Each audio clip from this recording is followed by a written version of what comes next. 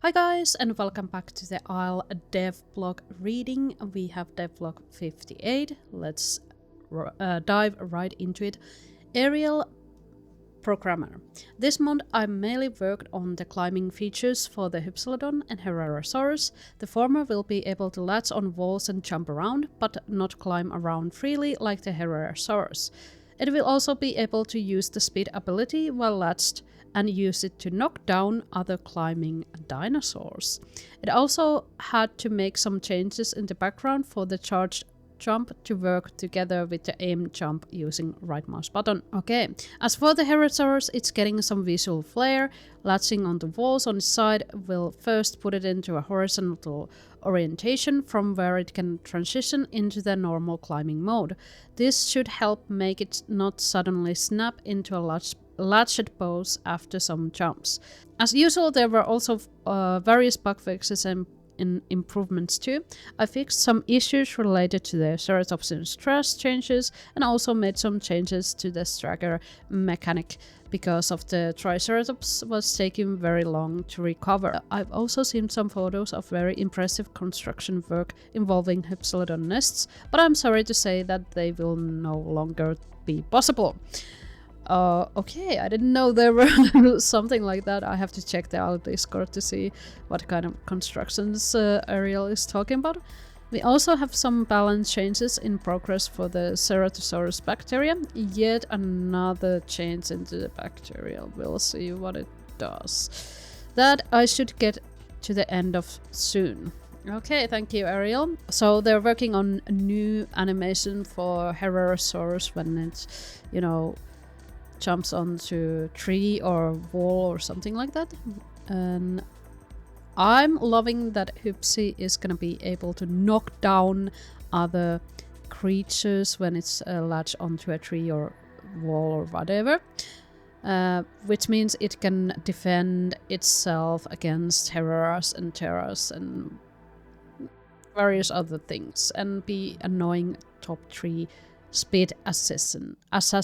Wedge sound designer. This month I've been getting through a lot of Triceratops vocal sounds and have completed the design a majority of the adult sounds, ranging from basic idle and generic vocal sounds used for mechanics such as the sniff and resting, from completing the bane sounds, making subtle vocalization like eating and drinking, to longer and more complex designs such as courting vocalizations, among many others.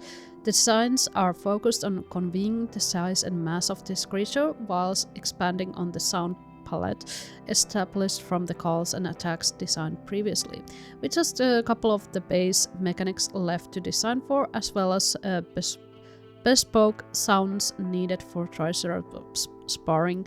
The adult vocalizations are nearly rounded out.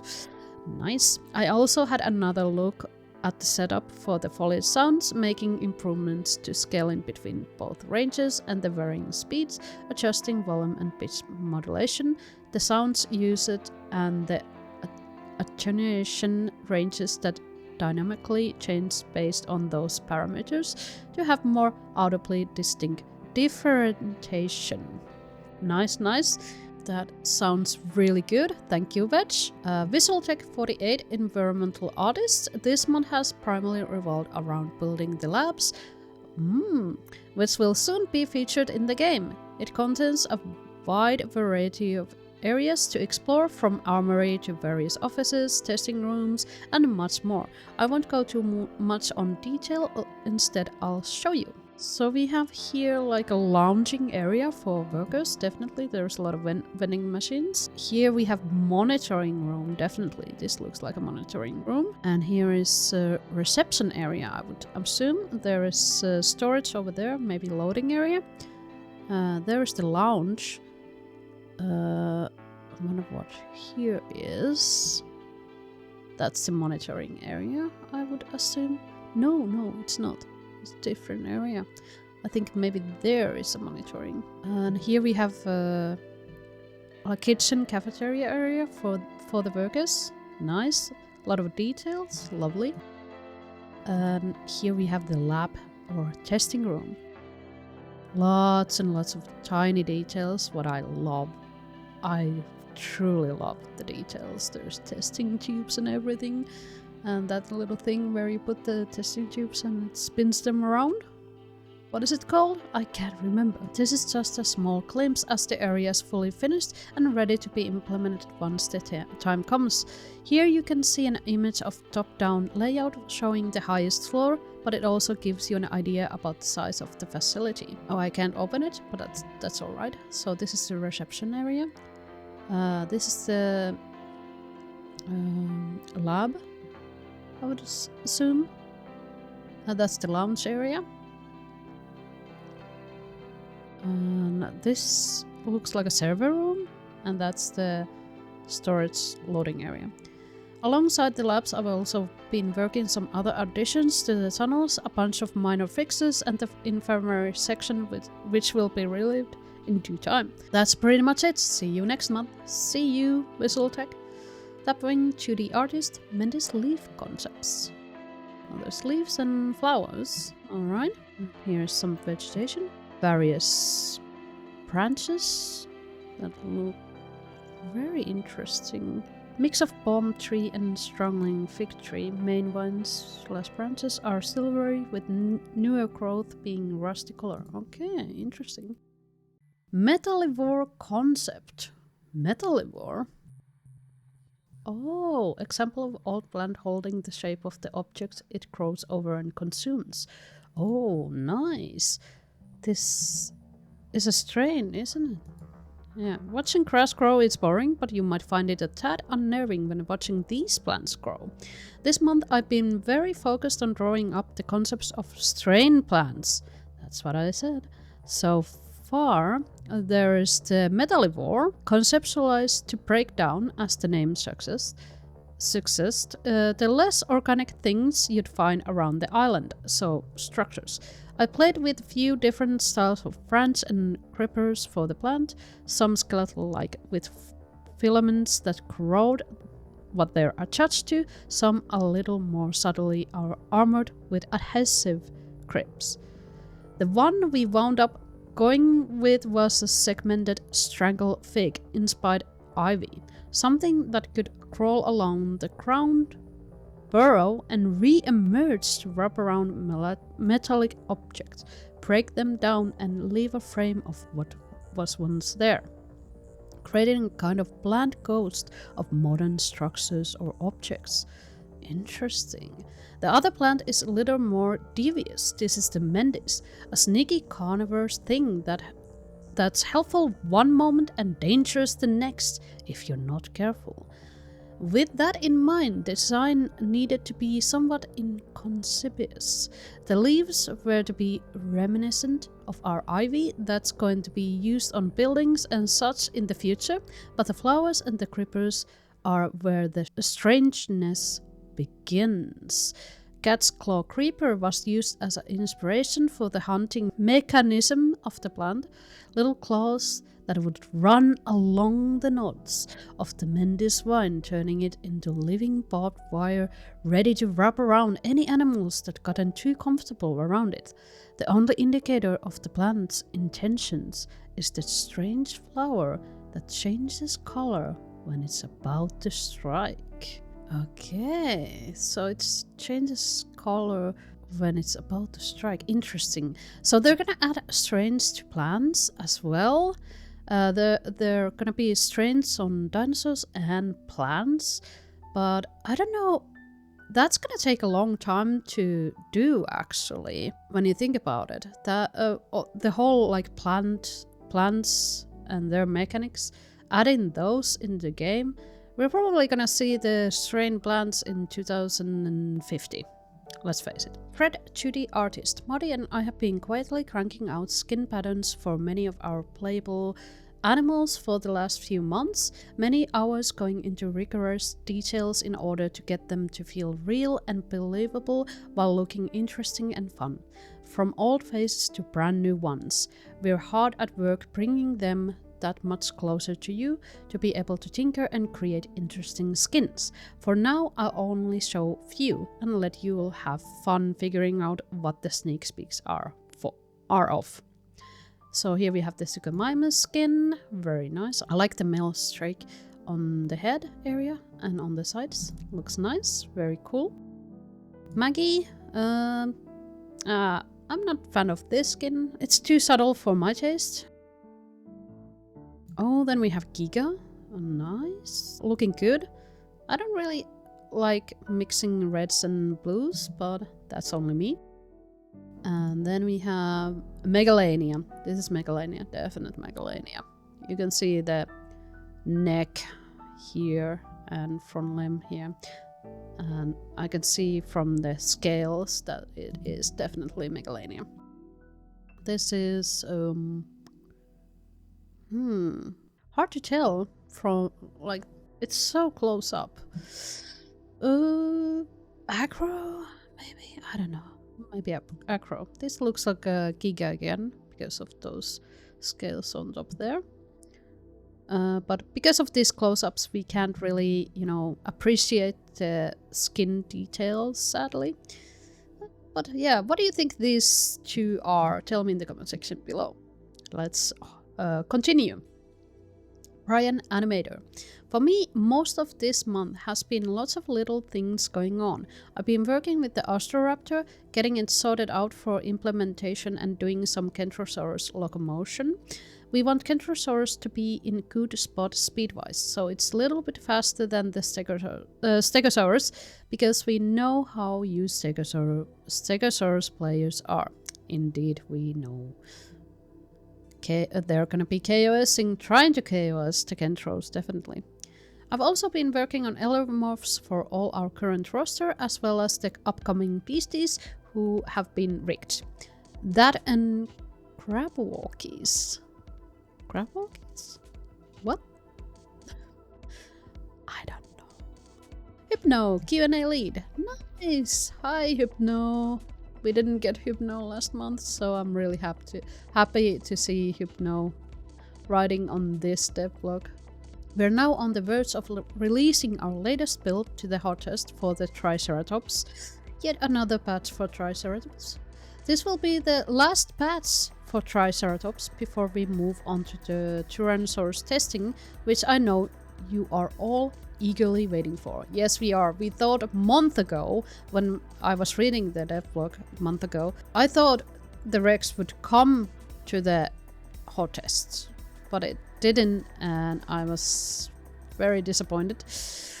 But maybe there were a lot of, you know, bug fixes and stuff they had to do in Q&A before, you know, releasing the Rex into hot test. Something like that, I would assume. But yeah, we are getting Rex very soon. So we are gonna get one last patch for Triceratops, and that's probably gonna be them adding the new vocalizations, most definitely. And also, you know, fixing the stagger. Over the past month, Q&A has been finding all manners of bugs within the hot test, from simple issues such as finding holes in the map that players have been getting stuck in, people being knocked off by bushes when latching with bounce, fish not spawning in certain areas of the map, to some attacks dealing knockdowns but no damage at all. Rest assured, the patch we will be releasing within the next few days will be rectifying a lot of those issues and bringing some much needed performance improvements. Thank you. Thank you. Hopefully they fixed the night vision too, because that has been the major problem and reason I haven't played the hot test, because it's just unplayable. It's too dark. Tyrannosaurus is coming along very well now and will be ready for testing publicly very soon. It has an ambush speed mechanic similar to the one present in Legacy, without the need to crouch first. Nice, that's really good. So we don't need to crouch to use the speed mechanic. It gives the character increased sprint speed at the cost of higher stamina drain. Well, obviously. I thought it would do something like that. Perfect for catching those that you have been able to sneak up on. Coupling this with its crush ability makes for a deadly combination. Oh, I can't wait to be Ambush Rex. It's gonna be so much more fun. Ambush Rex is the best, definitely. The Tyrannosaurus Crush ability responds differently to its target, depending on their weight. Well, yeah, obviously. If a creature is small enough, such as a Triceratops, the ability will grab and pick them up, allowing the Tyrannosaurus to trash them against the ground, instantly killing the target. Those that are killed this way will see their bodies being slammed into the ground, which makes for a brutal display of the character's strength, and also that's hilarious. I want to see that. These execution style kills are something that we'll talk about potentially extending to other species as well. When knocking down a medium-sized creature, such as Ceratosaurus, the crush will knock them down to the ground, allowing the Tyrannosaurus to maul them. This does a tremendous amount of damage, and more often than not, will kill the target or leave it with critically low health. Hitting a larger creature will result in the crush ability either staggering the target, or if too large, simply dealing damage. Those that have been set up to interact with sparring will instead enter that state with the Tyrannosaurus, such as Triceratops locking its horns within its jaws, making the players enter push/pull interaction, as you'll see in the following video. It might need some more time in the oven. Let's see. No, that's the... Oh. What?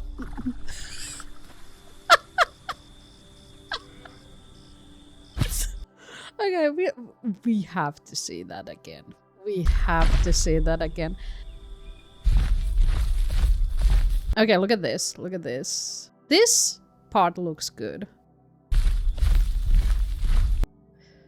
But look at this. There's a lot of air there. A lot.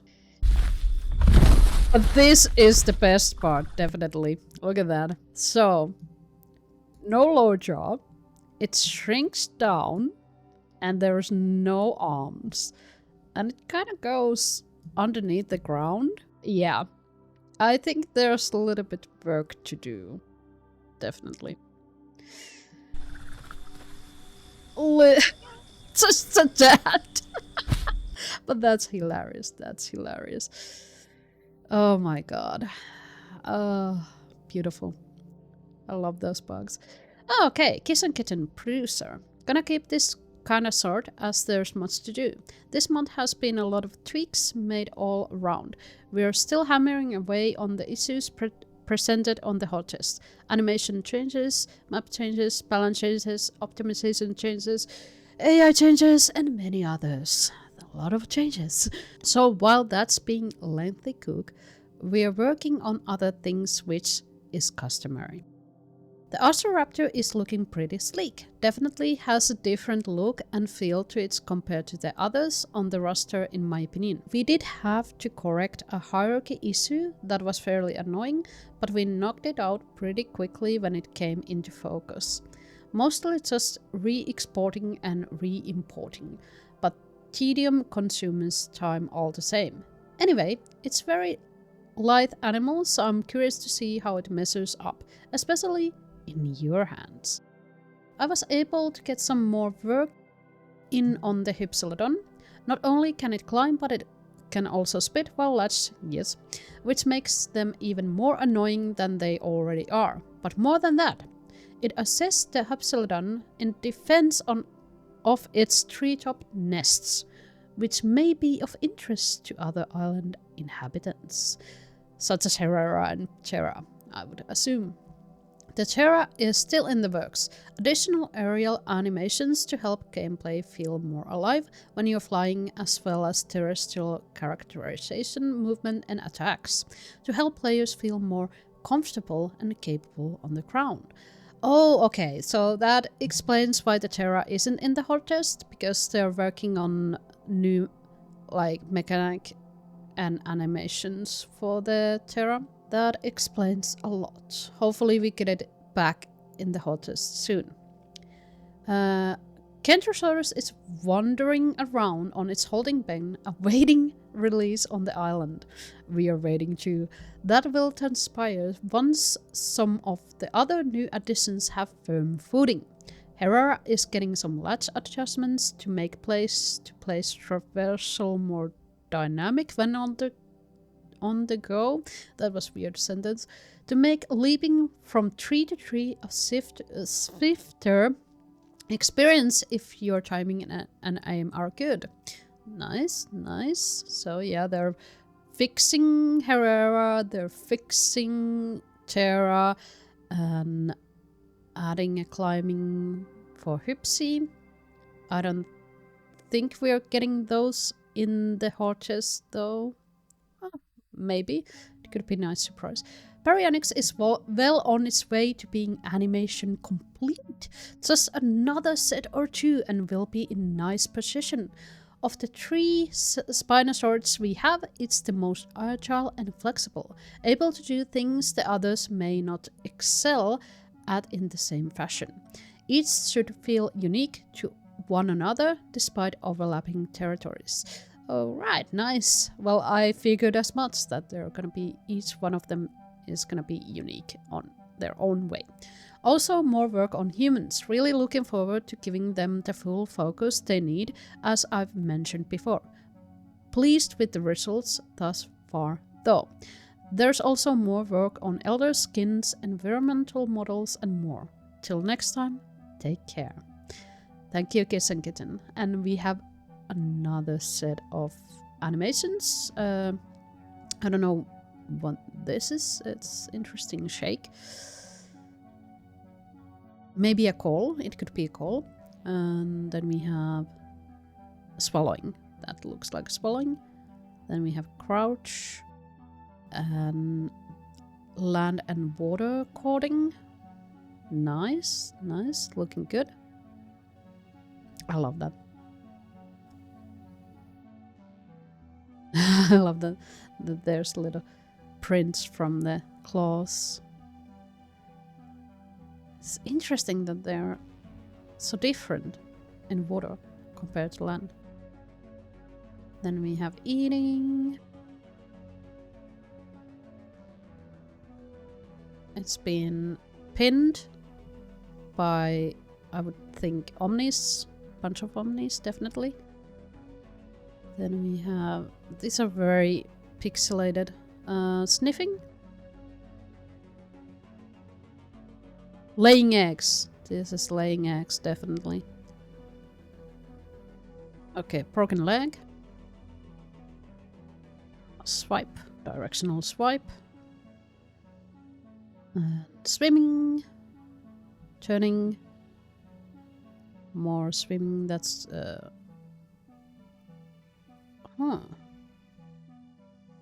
it's gonna like a little lunge or attack. It's an attack in water. There we have the new tree latching as Herrera, or wall latching. That's the new. And then we have Hypsi spitting from tree or wall. I have no idea what is going on with this Terra. Then we have Kentrosaurus walking, running, and trotting. Alberto. We have adult, elder. Nice, looking nice, very nice. Then we have Megalania, adult, elder. That is a unit. Definitely a unit. Beautiful. I love it. Then we have Bara. Adult. Looks, yeah, same as in Legacy. Then we have elder. Yet another unit. Dinosaur. Beautiful. Okay. Nice. So we are getting a patch to Hordes very soon. And it's gonna add new vocalizations for Triceratops. And then after that, maybe in a week or two, hopefully, I'm being very optimistic, by the way, guys. I'm just being optimistic. We'll get the Rex in the Horde test, and I'm definitely gonna stream that. Definitely. Like I promised. Anyways, so this was the Devblog 58. What was the most interesting thing in this devlog for you guys? Tell me in the comment section below. This was it for this video, guys. I hope you enjoyed. If you did, leave a like, that helps a lot. If you're not subscribed, please consider subscribing. It is completely free. Thanks for watching. See you on the next one, and moi moi.